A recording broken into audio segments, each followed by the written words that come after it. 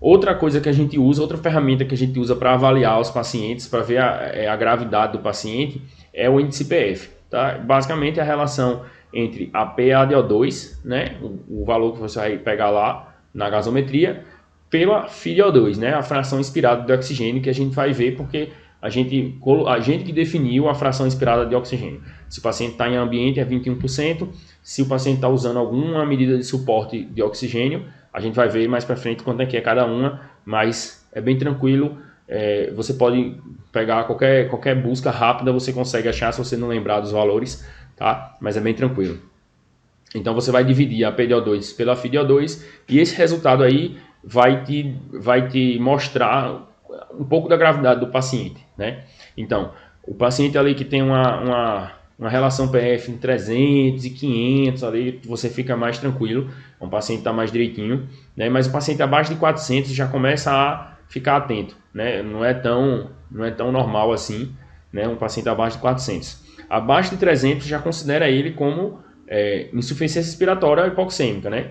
Então, você já considera ele como uma insuficiência respiratória hipoxêmica, porque às vezes, por exemplo, digamos que você está precisando ofertar muito oxigênio, né? Então você está precisando ofertar uma fração de O2 considerável para manter uma PDO2 satisfatória, né? Então, se você fizer a continha, quando você divide ali, por exemplo, divide por 0,21, né? Então, quando você vai subindo, você divide a PDO2 por um número maior, então tende a baixar esse valor aí do índice PF, né? A não ser que o paciente está subindo muito a PaDO2, né? Então, e aí esse valor aí é o mesmo que a gente usa para SARA, né? Para síndrome do desconforto respiratório agudo, né? Que se escreve SDRA, mas eu prefiro falar SARA porque foneticamente é melhor. Então, o paciente abaixo de 300, com PF abaixo de 300 é o paciente com SARA leve, né? O paciente abaixo de 200 é o paciente com SARA moderada, mas aí você já vai considerar ele como uma insuficiência respiratória já mais grave, tá?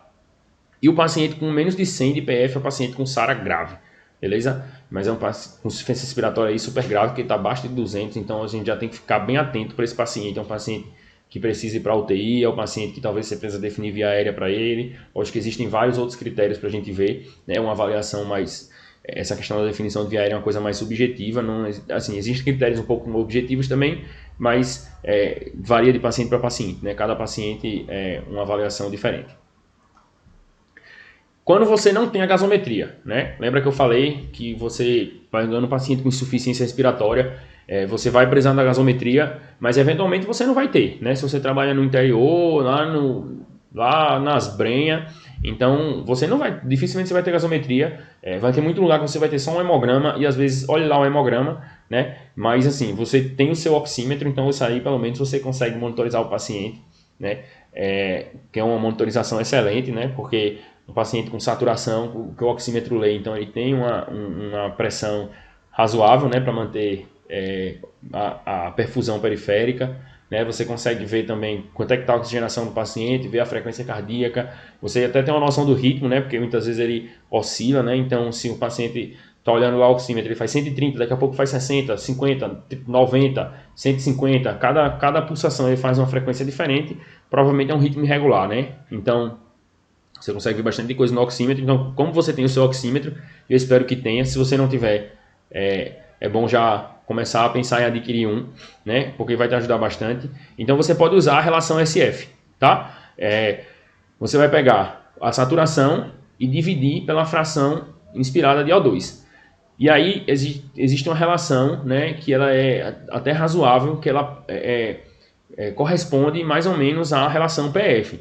Então, um paciente com uma relação SF menor do que 315, ele vai ter uma relação PF menor do que 300. Tá? Uma relação menor do que 235, ele vai ter um PF menor do que 200. E uma relação menor do que 148, ele vai ter um PF menor do que 100. Mas se você observar, para ele ter essa relação aí, saturação FiDO2 muito baixa, né, menor do que 235, por exemplo, ele precisa estar saturando muito, muito ruim, tá? Então, assim, é o paciente que ele já vai estar, você já vai estar, assim, do lado dele, né, de orelha em pé, colado no paciente, porque ele vai estar com a saturação baixa, né? Então, digamos aí, vamos fazer uma conta breve. Eu não estou com meu celular aqui perto para fazer conta. Mas, por exemplo, você pegar, o paciente está saturando 80 e você está oferecendo 50%, né, de FiO2. Então você vai ter 800 dividido por 5, que dá 160. Bom, eu não sou muito bom de conta não. Mas aí, se você fizer essas continhas aí, eu já tinha feito outras vezes, e aí você vai ver que, por exemplo, o paciente saturando 80, ele vai ter um índice SF baixo, né? Mas aí você está ofertando 50% de oxigênio para o paciente, com o paciente saturando 80%. Então é um paciente que ele é bastante grave, tá? Então, essa relação SF te ajuda a ter uma noção do índice PF, mas no exame clínico, né, no exame físico, o paciente já vai ter um quadro bem exuberante já, né, que você tem que ficar bem atento nisso aí.